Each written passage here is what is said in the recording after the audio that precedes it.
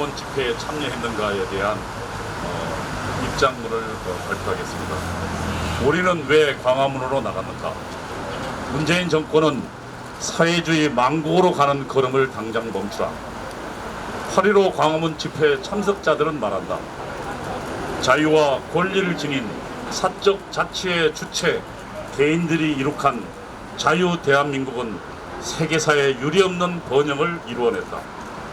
북의 공산 전체주의 나라는 오늘날 세계 최악의 나라로 전락했다. 가장 큰 차이는 자유다. 탈북자들은 자유를 위하여 죽음을 각오하고 탈출을 감행한다.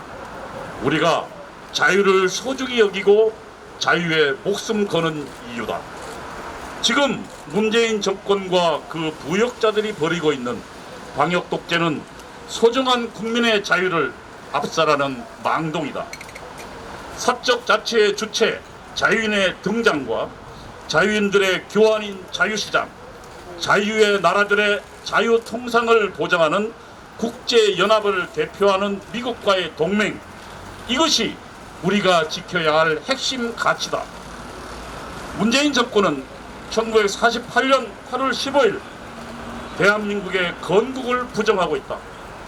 문재인 정권의 건국 부정은 자유인의 나라에 대한 부정이다. 우리가 문재인 정권을 반대하는 것은 문재인 정권이 자유 대한민국의 핵심 가치를 무너뜨리고 있기 때문이다. 문재인 정권이 향하는 길은 망하는 길이다. 북한이 그랬다. 소련이 그랬다. 현재 베네수엘라가 망하고 있다.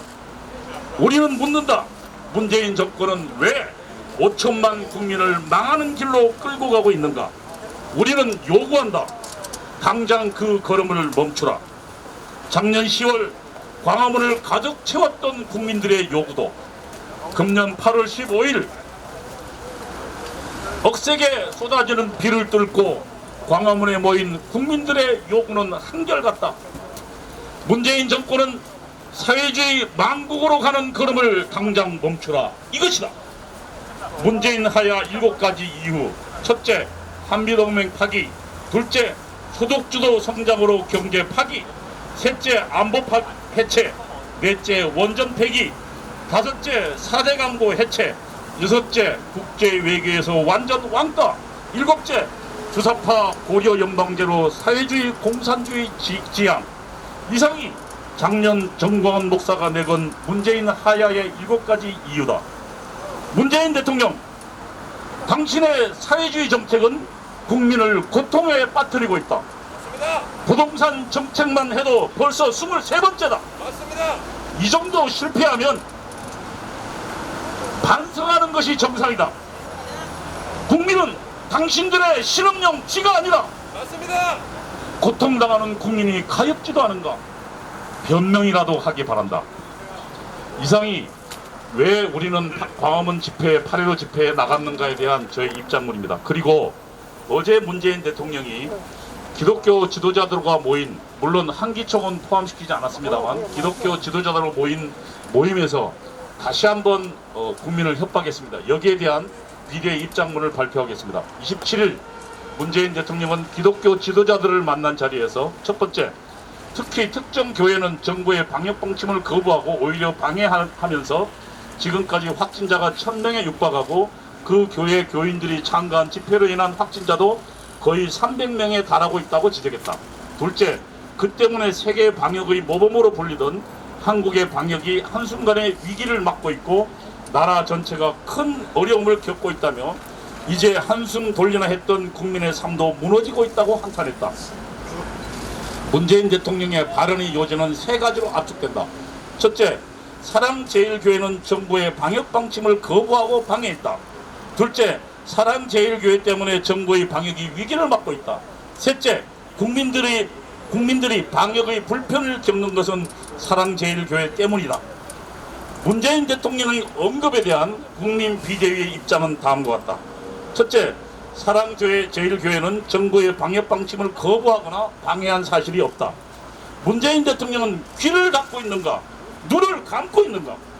우리가 누차 밝혔지만 사랑제일교회는 정부의 방역 방침을 철저히 준수해왔다. 모든 교인들은 예배에 참석하기 전에 참석 사실을 방명록에 기록했다. 교회에 들어가기 전에 모두 체온계에 체온을 체크했다. 체온을 체크한 교인만 교회당에 입장했다. 그리고 상당한 거리를 두고 앉아 예배를 드렸다. 마스크를 착용한 것은 두말할 것도 없다. 확진자가 나오자마자 선제적으로 교회를 폐쇄했다. 교회에 소수의 인원이 있었던 것은 폐쇄 이후에 방역당국의 요구에 응하기 위해서였다. 이것도 방역의 협조를 전제로 한 행동이었다. 방역당국의 요구대로 모든 예배 참석자와 10년치 교인 명단을 모두 공개했다. 수차례 스스로 검진에 참여하고 진단 결과가 나오기까지 자가 격리를 할 것을 요구하는 문자를 전 교인들에게 보냈다. 8.15 집회는 교인들에게 참여하지 말 것을 권유했다. 8.15 집회에 참여한 교인들이 있다는 것은 그 개인들의 선택의 결과다. 그것까지 교회가 강요할 수는 없다. 이것이 사랑제일교회가 그동안 한 것이다. 어느 것이 정부의 방역 방침을 거부하고 방해했단 말인가? 문재인 대통령은 분명히 답하기 바란다. 맞습니다. 둘째, 정부가 방역의 위기를 막고 있는 것은 사랑제일교회 때문이 아니라 정부의 잘못된 대응 때문이다. 첫째, 중국발 바이러스가 확산될 때 전문가들의 권유대로 중국에서 들어오는 여행객을 전면 통제했어야 했다. 그때는 전문가들의 의견을 무시하고 모든 중국 여행객들이 한국에 들어오는 것을 허용했기 때문에 중국발 바이러스가 창궐한 것이다. 이 당시 중국 여행객을 전면 차단한 베트남과 대만은 현재도 바이러스 청정국의 지위를 유지하고 있다. 둘째, 지난 5월 현재 유행하고 있는 우한 바이러스 변종인 GH형이 이태원 게이클럽을 중심으로 대확산을 시작할 때 정부의 대응은 안일했다. 이 당시 정부는 성소수자 인권 운운하며 이들을 중심으로 퍼져나가는 변종 바이러스 차단에 전력을 기울이지 않았다. 그 결과 지금 잠복기를 거쳐 대유행을 하고 있는 것이다. 이태원발 바이러스의 대부분은 20대였고 이들은 무증상자였다. 어제 사랑제일교회 변호인단이 정보 공개 청구에 호응하여 방역당국이 현재 유행하는 바이러스가 이태원발 바이러스인 변종 GH형이라고 발표했다. 그렇다면 사랑제일교회와 8.15 집회 참가자들은 정부의 잘못된 방역 실패에 희생을 당한 피해자들인 것이다. 사과 당사자는 우리가 아니라 문재인 정부다. 셋째, 문재인 정부는 정부 방역의 실패에 따른 방역 강화로 고통을 당하는 국민들에게 사과하라. 어제 문재인 대통령의 발언은 현재 고통을 당하고 있는 국민들에게 책임을 떠넘기는 무책임한 발언이다. 앞서 밝힌 바 있지만 대통령의 자리는 무한 책임을 지는 자리다. 문재인 대통령의 대응이 한심하다 못해 안쓰럽다. 모든 정부와 행정력을 독점한 자리가 대통령이다. 우리 국민들이 문재인 대통령에게 대통령의 권한을 위임한 것은 책임을 지라는 것이다. 대통령은 책임을 지는 자리다.